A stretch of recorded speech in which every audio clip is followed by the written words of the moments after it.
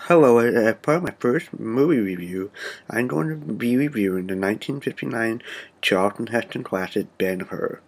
Now, this movie will be discussed in 5 sections. In addition to the introduction, I'll be discussing the film itself, the visual quality of the film, the audio quality of the film, special features on the Blu-ray, and finally a conclusion. Hope you enjoy. Ben-Hur is a 1959 epic directed by William Wyler starring Charlton Heston. The basic premise of the film is that a Jewish prince, Judah Ben-Hur, played by Charlton Heston, is betrayed by a childhood friend Masala, who is now a Roman tribune in charge of the military forces in Judea.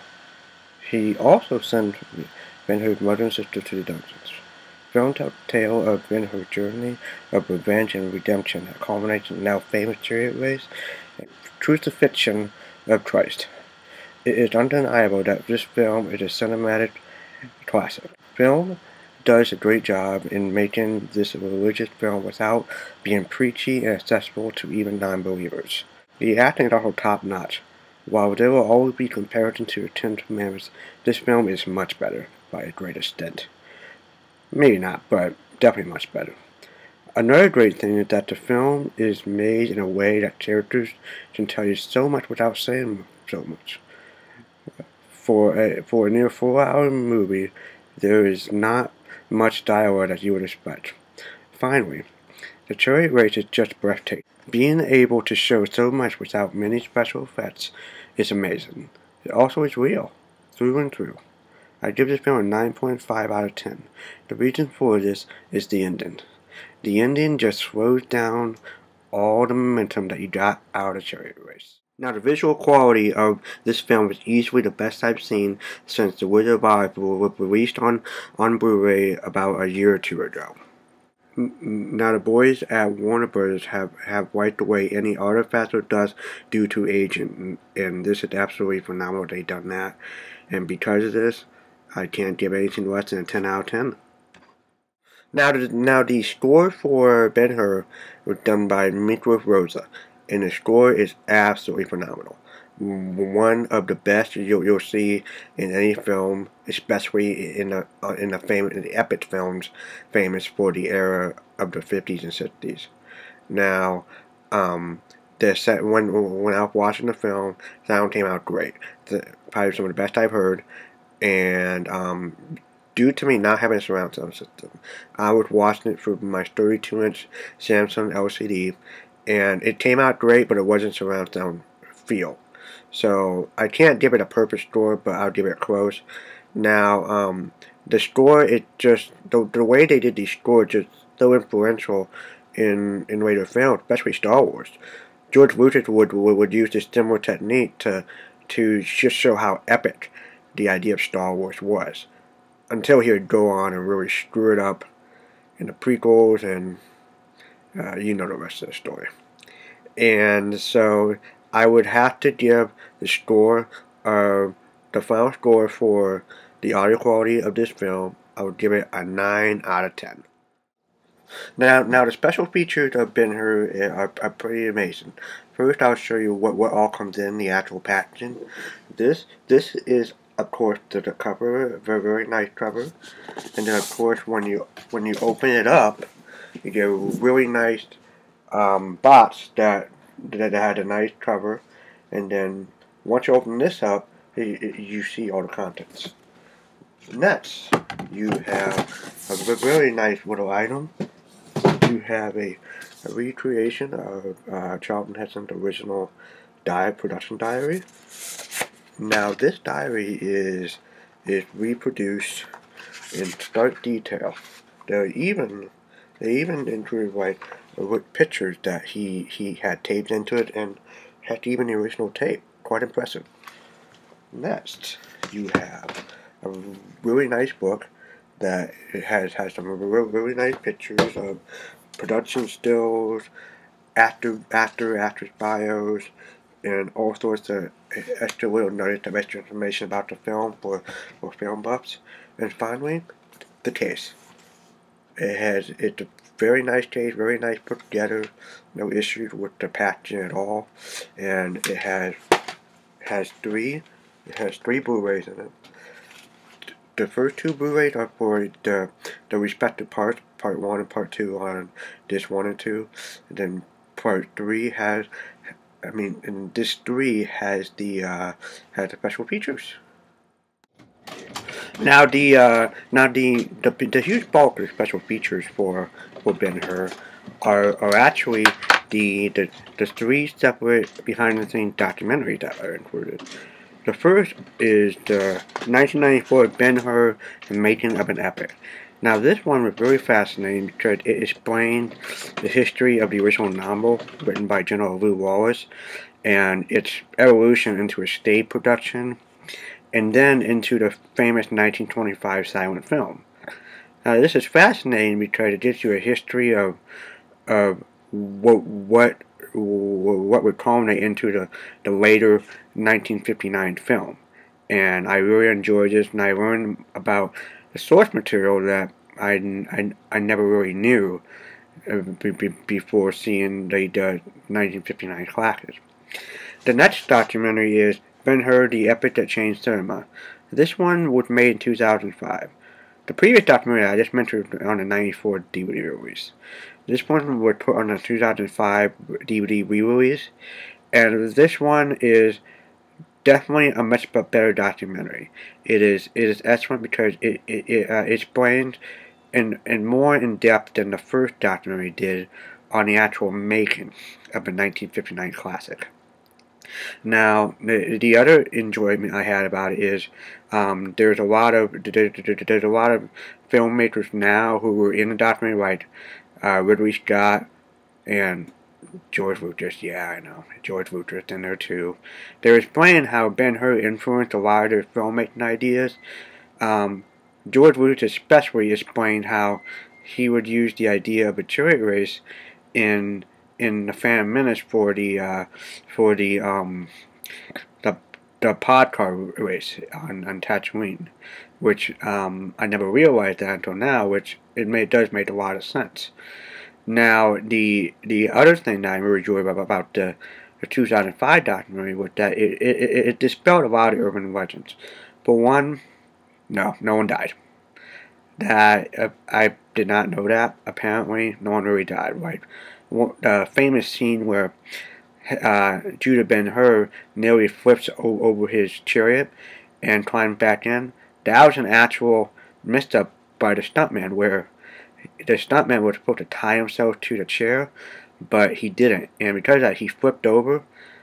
And when William Wyler saw that reel, he was like, keep it. So they kept that scene in, did some shooting around it, and made that scene, which is probably most famous or most interesting scene out of the chariot race. Now the next finally the most current documentary on there was just made for this Blu-ray, shot in high def, looks really great. It's called Charlton Heston and Ben-Hur: A Personal Journey. Now, fascinating thing about this, unlike the first and second documentary, which explained the source material and did end the movie in depth, this one really went into Charlton Heston. It was made by, and a lot of material was provided by the Charlton Heston Foundation that his family now runs, and it was greatly enjoyable learning about his private life, family life, and then his later activity in politics, and as he is either famously or infamously known as president of the Screen Actors Guild, and then later the president of the National Rifle Association. So it was very fascinating just to learn a lot of personal stories that his grandson, and his wife told about what a lot of stuff that he did while he was in Italy shooting Ben-Hur. So that was very, very fascinating, and all three documentaries in running time total probably about just under 3.5 hours when you combine all three. So it was very excellent, and I highly recommend it at the watch. Now, the additional special features include, for one, screen test, which is very fascinating to watch because it is a look at other actors, famous and non-famous, who took a stab at trying to get the role of Ben-Hur. One actor especially interested in the watch was Leslie Nielsen. He auditioned for the role of Judah Ben-Hur, and quite fascinating to watch, especially now that we now know Leslie Nielsen, may God rest his soul, as the doctor in Airplane and as Frank Drebin in the Naked Gun movies. A lot of people didn't realize that he was a dramatic actor way before those famous comedies. Like he's especially famous in a more serious tone as in the sci-fi classic Forbidden Planet, and as the ill-fated captain on the Poseidon Adventure, which is a personal favorite of mine. So that's especially interesting. Now, from what I've read online, famous Western actor Chuck Connors, who played in The Rifleman, which was a childhood favorite show of mine, auditioned for it, and also the Chin, also known as Kirk Douglas, auditioned for it, which is especially fascinating. He probably would have made a great Ben-Hur, knowing that I've seen him in the Stanley Kubrick classic Spartacus, which would take another giant review to tell you about. So the screen tests are quite excellent. And next we have archive newsreels, which are pretty fascinating to watch. It's basically different news stories, but like CBS, ABC, etc., about the production of the show, about production of the movie, and or just different stories about the film, which is very fascinating to watch. And then of course we have archival footage from the 1960 Academy Awards, which is very fascinating to watch, knowing that Ben-Hur has the most and still has the most Academy Awards given out at the Oscars. Now, even though Titanic and Lord of the Rings have matched Ben-Hur, in many ways Ben-Hur is just better. That may maybe up to an opinion on that, but it's such on a massive scale. There's just so many ways that I can prop a Ben-Hur over those two films easily. So that's especially great, and even though I think the movie could gain more Oscars than Ben-Hur, the whole reason that it could happen is because the Academy expanded the amount of awards, and especially the amount of nominees, which sort of cheapens the whole process now. So even if a movie does get more than 11 Oscars, it won't feel as special as Ben-Hur getting all the awards. And finally, which is a really nice treat, we have the 1925 silent film of Ben-Hur, which I haven't watched it because I wanted to get this review out as soon as possible. I've been holding this off for too long, but from what I've heard, it's a cinematic classic among the silent era, and I've seen enough of it that I'm impressed, especially the chariot race. And unlike Ben-Hur, people actually died in the silent film version of Ben-Hur, in both the chariot race and in the galley scene, because there's a scene in the silent version of Ben-Hur that it showed the boat on fire, which from what I saw in one of the documentaries, multiple people got injured.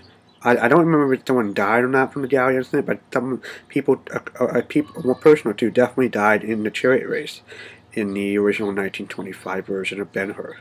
So all these additional features are excellent, and when you put in all the special features, you're probably given at least, when you include the 1925 version of Ben-Hur, at least 6.5 hours or more of special feature, which is phenomenal. And the only thing that left out that I might have been interested in is maybe sort of like a history versus Hollywood type special, which sort of explains the history of the era, what was going on in Judea at the time of Christ. But you know, this has been covered so many times on History Channel documentaries and featured on other films that you'll other films, especially a lot of G. Christ centered films like Greatest Story Ever Told or Teen of Teens. I'm not too miffed by that. So I have to give the special features as a whole, including the packaging, an easily 10 out of 10. This is definitely one of the best Blu-rays for extra content that I have seen. Well, since Wizard of Oz. Wizard of Oz is just overload that it would take me a while to give you a good review of that. Which I hope to do one day if people request me to do it. So there's all the special features. Now, as a whole, Ben-Hur just such an excellent film. You know, you can't do anything. You can hardly find any flaws with it. And plus, it's so influential in so many ways. For instance, it's a much darker film than a lot of epics were before that point. And William Why one of the first directors to really to use of shadows and dark lighting or dark rooms for like caverns and at night shots. You didn't really get that with, like, for instance, the Ten Commandments. And it was more gruff, more the costumes looked more realistic in a way that you could buy it. Not such a bright colors that you would see in a lot of epic historical films that day. And these influences will just go on and to affect even the a lot of films you did in the counterculture era in the late 60s, early 70s, and it'll just go on from there. Now, as a whole, this Blu-ray set is awesome. You can't no way around it. It is one of the best I've seen, and it is an easily a 10 out of 10. Above the special features, above the visual quality, the audio, even though I gave the audio quality a 9 out of 10, the overall experience is still a 10 out of 10. And it's such a great movie, one of my favorites. While Ben-Hur will not go in the echelon of most influential film of all time, like films like Casablanca or Citizen Kane, it's for an entertainment value, and when you add entertainment value to it, and repeatable viewings, and the overall influence, I enjoy Ben-Hur more. Like, I'll have a hard time watching Citizen Kane again. I'd probably watch Casablanca again, but definitely not Citizen Kane. So, in entertainment value, Ben-Hur is at the top of the game when it comes to reviewable movies that you can review time and time again, and it's unmatched in my view. So, in conclusion, this is a must-buy for anybody who's able to watch Blu-rays, and I'll go even a step further. This set is worth a Blu-ray player purchase. It's the I recently watched a little bit of Ben-Hur that was showing on TCM on television the other day, and the differences are stark, just amazing. So it's definitely worth a purchase, and hope to talk to you guys soon again.